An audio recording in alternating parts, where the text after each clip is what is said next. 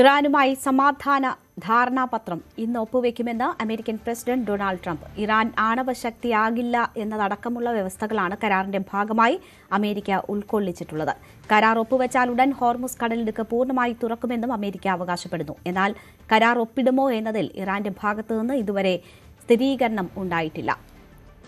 വിനോദ് ഉണ്ട് വാർത്തയുടെ വിശദാംശങ്ങളുമായി. വിനോദ്, ഈ രാത്രി ഇരുട്ടി വെളുക്കുമ്പോൾ ട്രംപ് ഈ പറഞ്ഞത് തന്നെ പറയുമോ എന്നൊരു സംശയമുണ്ട്. എന്തായാലും പ്രതീക്ഷയോടുകൂടി ലോകം ഉറ്റുനോക്കുകയാണ് കരാർ യാഥാർത്ഥ്യമാകുമോ എന്ന്. സാധ്യത എത്രമാത്രം?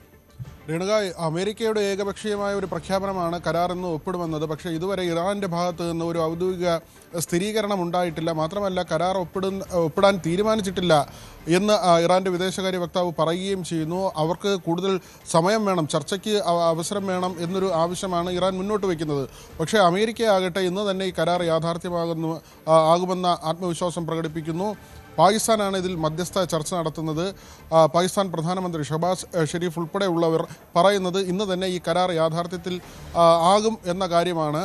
പക്ഷേ ഒരു തരത്തിലും ഈ കരാർ ഇന്ന് ഒപ്പിടാനുള്ള സാധ്യതയില്ല എന്ന് തന്നെയാണ് മനസ്സിലാക്കുന്നത്. കാരണം ഈ ഇരു രാജ്യങ്ങളുടെയും പ്രധാനപ്പെട്ട നേതാക്കൾ ഏതെങ്കിലും ഒരു മേഖലയിൽ, നേരത്തെ ഇസ്ലാമാബാദിലൊക്കെയാണ് സമവായ ചർച്ചകൾ നടന്നത്, അങ്ങനെ മറ്റേതെങ്കിലും മധ്യസ്ഥ രാഷ്ട്രത്തിൽ പ്രധാനപ്പെട്ട നേതാക്കൾ എത്തിയിട്ടില്ല. പക്ഷേ ഇതൊരു ഡിജിറ്റൽ ആയി ഒരു കരാറായി യാഥാർത്ഥ്യമാക്കാനാണ് ഒരു ആലോചന നടക്കുന്നത്. അതായത് ജെഡി വാൻസ് ഉൾപ്പെടെയുള്ളവർ അമേരിക്കയിൽ തന്നെ തുടരുകയും ഇറാൻ്റെ ഭാഗത്തു നിന്ന് ഈ കരാറിൽ ഒപ്പുവെക്കുന്ന ആൾ മറ്റ് എവിടെയെങ്കിലും ആണെങ്കിൽ പോലും ഇത് ഡിജിറ്റലായി യാഥാർത്ഥ്യമാക്കാമെന്ന ഒരു പ്രതീക്ഷ അമേരിക്ക വെച്ച് പുലർത്തുന്നുണ്ട്.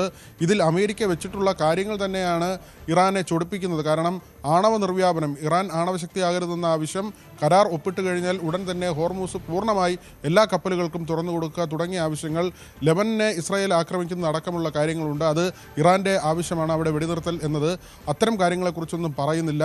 ഇറാൻ ആവശ്യപ്പെടുന്നത് $23 ബില്യൺ അവരുടെ ആസ്തി അമേരിക്ക ഇപ്പോൾ മരവിപ്പിച്ചിട്ടുണ്ട്. ആ പണം തിരികെ ലഭിക്കണം, ആ ആസ്തി തിരികെ ലഭിക്കണമെന്ന ആവശ്യം. ഇതേക്കുറിച്ചും ഇപ്പോൾ തയ്യാറാക്കിയിട്ടുള്ള കരടിൽ പ്രത്യേകിച്ച് എന്തെങ്കിലും പറയുന്നില്ല. അതുകൊണ്ട് തന്നെ ഈ രണ്ട് രാജ്യങ്ങളും അവരുടെ വ്യത്യസ്തമായ ആവശ്യങ്ങളുമായി മുന്നോട്ട് വരികയാണ്. അതുകൊണ്ട് തന്നെ ഈ കരാർ യാഥാർത്ഥ്യമാകുമോ എന്ന കാര്യം വ്യക്തതയില്ലാത്തതാണ്. രേണുക, ശരി.